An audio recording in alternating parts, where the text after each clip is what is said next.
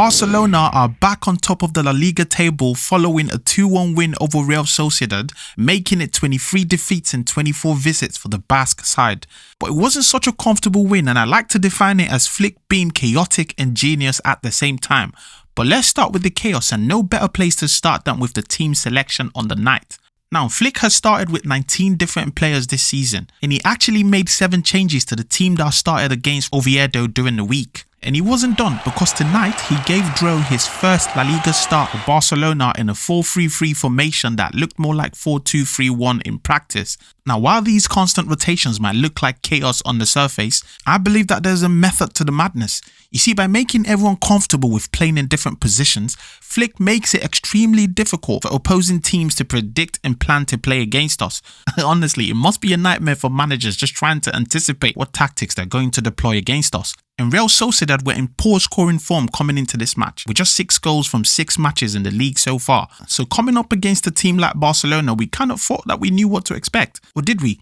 You see, they started off with a 4-3-3 on paper as usual, whereas in practice, it was actually a 4-1-4-1. Now, I want you to pay attention to what this does. So you've got 4 defenders, 4 players in midfield, 1 centre forward, but then you've got 1 man roaming in defensive midfield, man marking our number 10, who was Dro on the night, in order to prevent any links between the midfield and the attack. Really smart strategy. Now, to counter this, Barcelona would use the midfield to push the attack. And what this meant was Pedri, De Jong and Dro would keep backing into the midfield block to force Real Sociedad deeper into their own half. This actually forced them so deep that it gave us total control. It literally started to turn that formation into a low block. And the low block was actually working because we couldn't find a way through, mainly because our attackers were so far apart. Lewandowski was actually isolated in the box. All our play was literally in front of Sociedad. Our switches were slow, and you need to move the ball quickly when you're playing against a low block. And this is because those quick switches of the ball will force their shape to change, and it will force those spaces to open up so you can then penetrate the defense. You literally need to be incisive and forceful, and you also need to have enough bodies in the box, but we're going to get to bodies in the box in a bit. Now, unfortunately, for some reason, against the run of play, we conceded the first goal on the night. Now, I want to point out something important in that goal. So as soon as that cross is played in, I want you to look at Kounde. Now, he's marking Bahrain, but he's not the only one. Frenkie de Jong is there supporting him as well.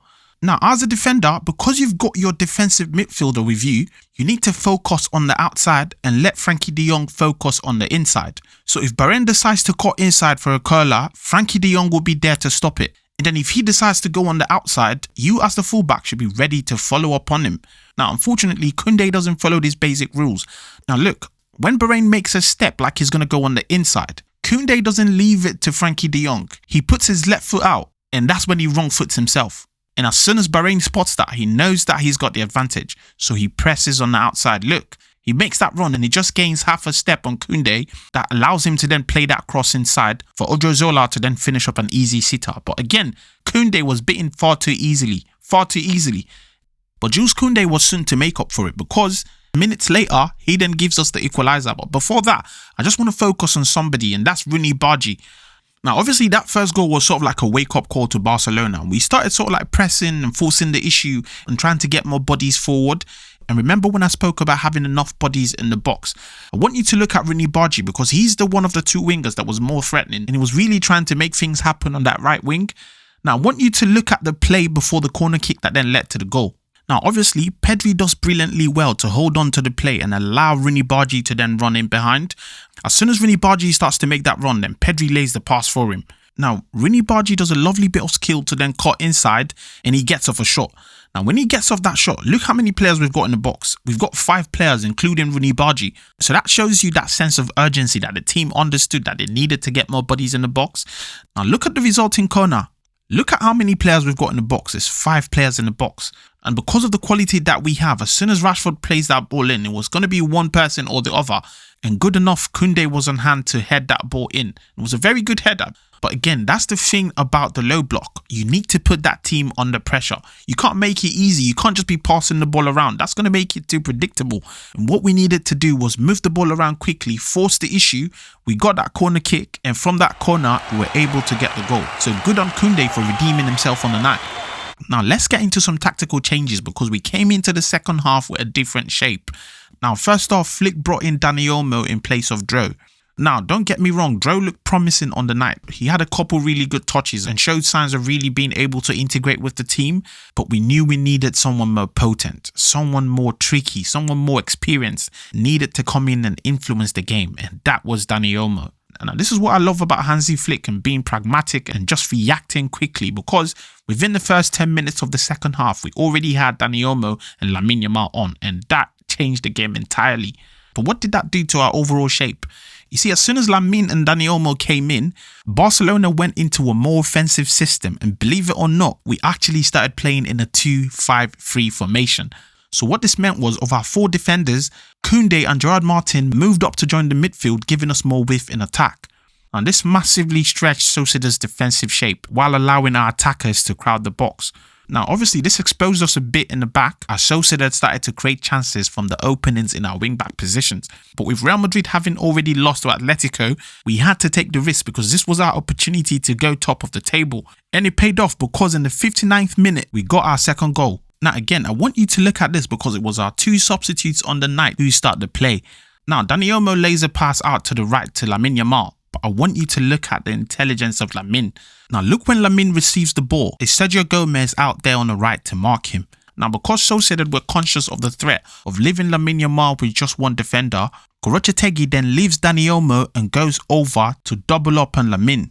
Now look, as soon as Lamine Yamal spots Gorochategui coming over, he understands that they've become outnumbered, because I want you to have a look at our players going into the box. We've got 4 players already running into the danger area, and then they've just got 3 centre-backs behind. And so as soon as Lamine Yamal spots this, he doesn't cut inside to give Gorochategui an opportunity to then block off the shot. He instead chooses to run outside of Sergio Gomez, and that immediately makes Sociedad vulnerable in defense. Look, that's the intelligence of Lamine Yamal. Is that run, immediately the timing of that run. Now, I want you to also look at Lewandowski, because I've spoken about the movement of Lewandowski. It's just brilliant, guys. Now, look at Lewandowski. He fakes a run that puts the defender off. So the defender thinks that he's going to run inside with him. But what does Lewandowski do? As soon as he realizes he's fooled the defender, he then stands off. Look. And now the defender thinks that Lewandowski is still following him, but he's not. And you can tell that the chemistry was there from the way that they celebrated that goal, because Lamine Yamal already understood what Lewandowski was going to do. And as soon as he beats that defender, he just lofts the ball inside. And Lewandowski was on hand to knock that ball in. But again, it's that intelligence, it's that team chemistry from last season that allowed us to outsmart Real Sociedad on that occasion and put us ahead. And from that moment, guys, it was an onslaught. Honestly, it was Pedri, it was Frankie de Jong, it was Dani Olmo in that midfield. Dani Olmo was cutting Real Sociedad apart. He was literally breaking all of that defensive lines, doing those little flicks and creating chances all night long. And I thought that we should have went 3-1 up. Real Sociedad got a couple of chances, particularly in the 83rd minute, when for some reason Kounde literally just went for a walkabout and lost the ball in midfield that led to Take Kubo hitting the crossbar. But then within the same minute, we had an amazing opportunity to go 3-1 up, and Lewandowski, for some reason, with some brilliant play from Barcelona, literally some great counter-attacking football that starts off from Dani Olmo, who lays the pass out to Frankie de Jong, who then finds Lamine Yamal with a brilliant ball over the top. Lamine Yamal then lays a pass out with his right foot all the way to Ferran Torres, who then cuts it back for Lewandowski. And for some reason, Lewandowski just hits the ball against the crossbar. And I'm like, that should have been 3-1. That should have been the crowning moment of some tactical masterclass from Flick. And because Lewandowski missed what seemed to be our last opportunity to go 3-1 up, we then had to switch our formation back to a 4-3-3. And to do this, Hansi Flick then brought on Eric Garcia in place of Gerard Martin. And so we literally went back to a 4-3-3 formation just to be able to see out the game. But guys, these 4 players were key to our victory on the night. Pedri and Frankie de Jong just gave us that much needed control throughout the game. But the introduction of Dani Olmo and Lamine Yamal just gave us a lot more penetration and incision on the night. And while the entire team did really well, I just felt that these 4 players were worth a mention.